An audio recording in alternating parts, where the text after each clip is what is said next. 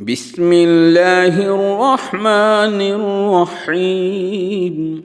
والحمد لله والحمد حقه كما يستحقه حمدا كثيرا، وأعوذ به من شر نفسي إن النفس لأمارة بالسوء إلا ما رحم ربي، وأعوذ به من شر الشيطان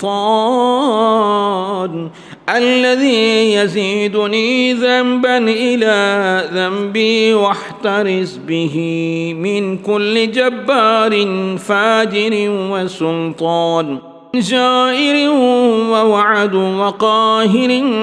اللهم اجعلني من جندك فإنك جندك هم الغالبون، واجعل لي من حزبك فإن حزبك هم المفلحون، واجعل لي من أوليائك فإن أولياءك لا خوف عليهم ولا هم يحزنون. اللهم أصلح ديني فإنه عصمة أمري، وأصلح لي آخرتي فإنها دار مقري، وإليها من مجاورة لأوام مفري، واجعل الحياة زيادة لي في كل خير، والوفاة راحة لي من كل شر. اللهم صل على محمد خاتم النبيين وتمام عدة المرسلين، وعلى آل الطيبين الطاهرين وأصحابه المنتجبين، وهب لي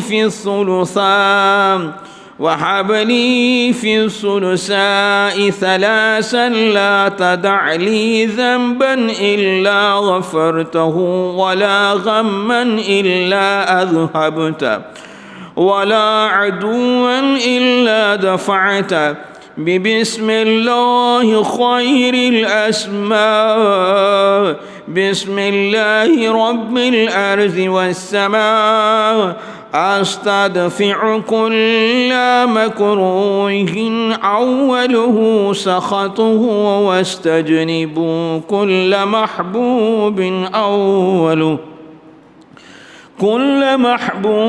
أوله رزاه، فاختم لي منك بالغفران يا ولي الإحسان.